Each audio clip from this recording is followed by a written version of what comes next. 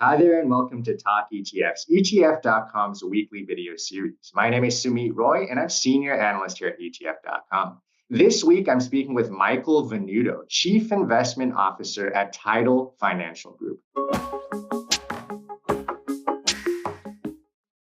Michael, great to have you on the show. Wonderful to be here.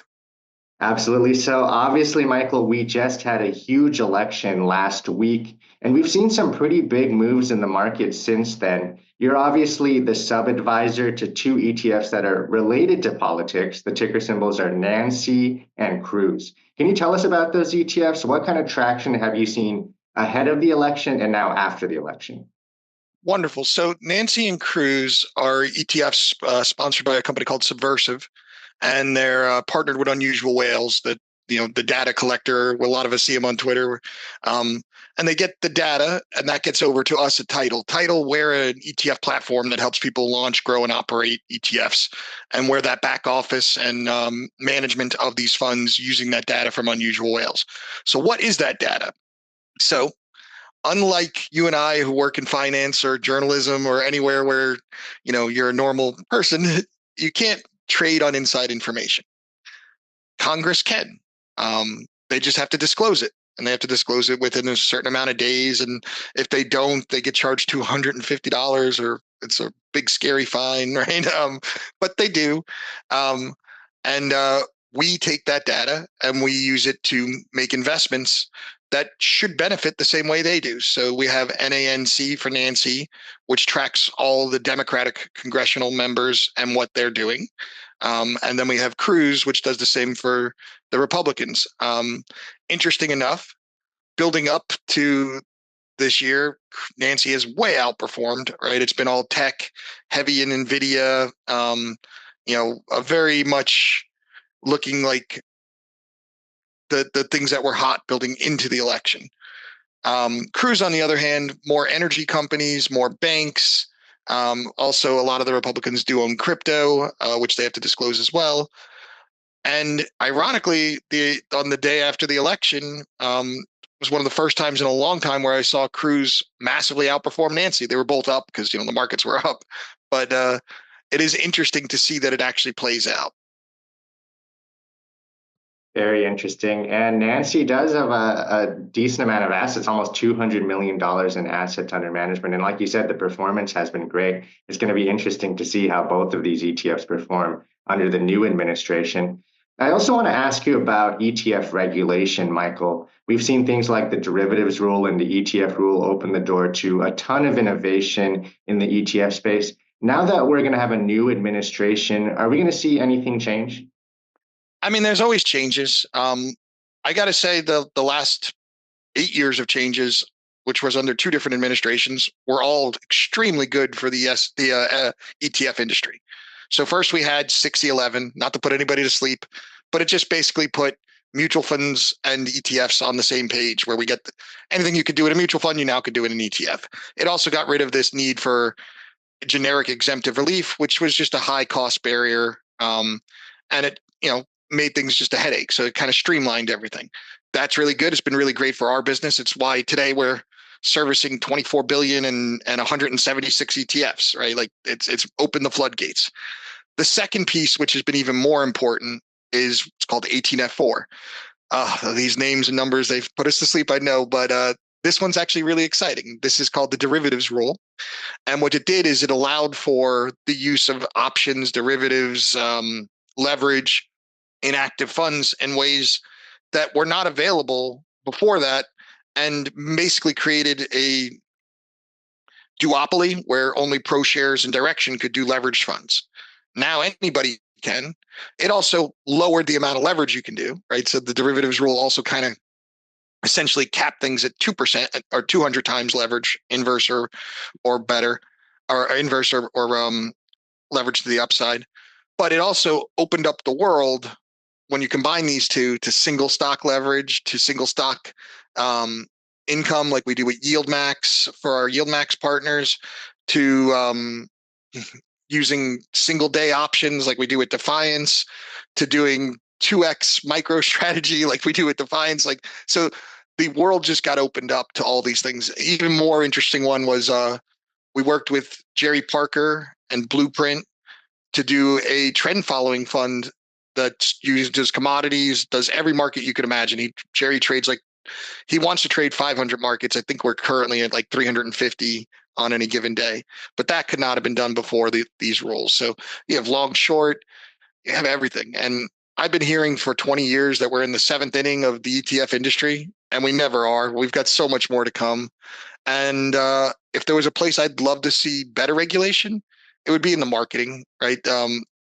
It's unintended consequences of trying to protect investors has forced them to get educated by people that aren't in our industry, and instead, do this on the weekends. A lot of them are really good, right? Like they might be a nurse from Oklahoma or running an animal shelter in California, and they're giving lots of great information.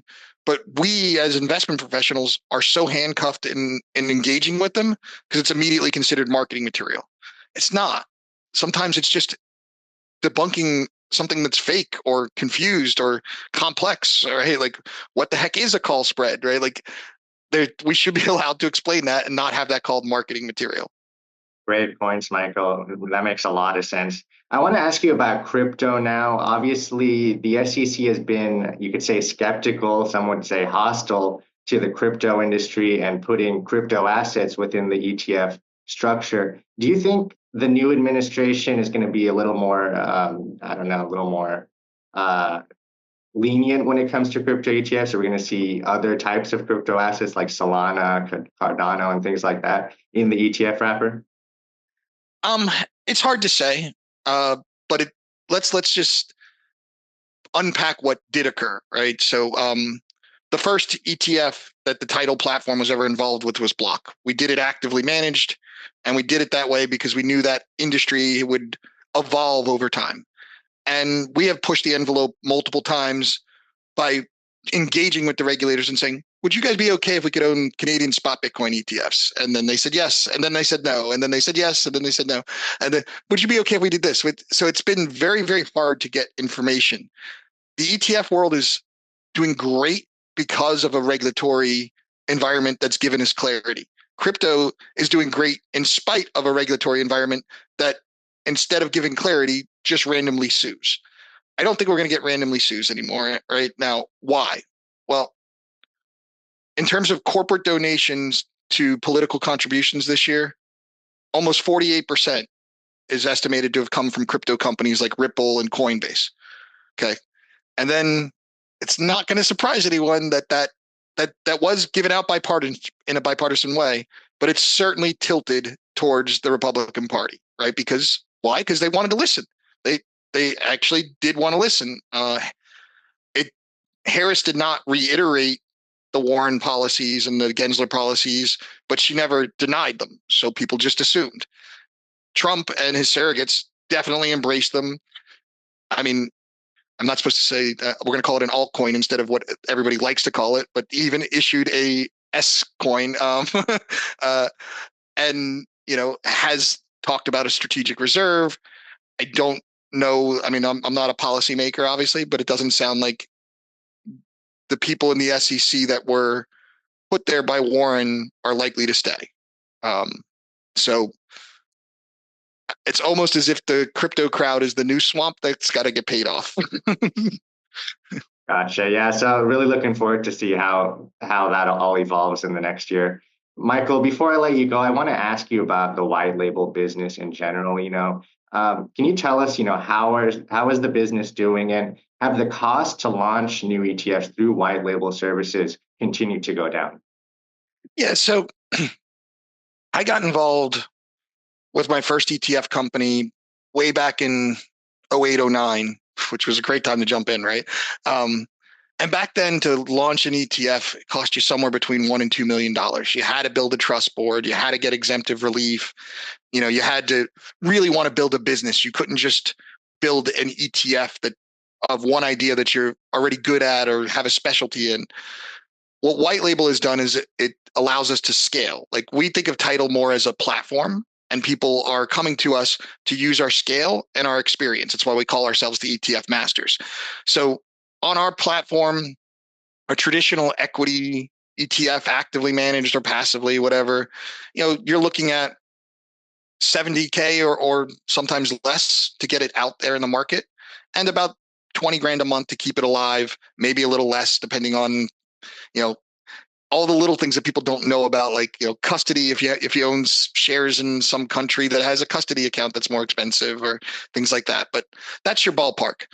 More important is then also getting the product right and then getting a spend for marketing.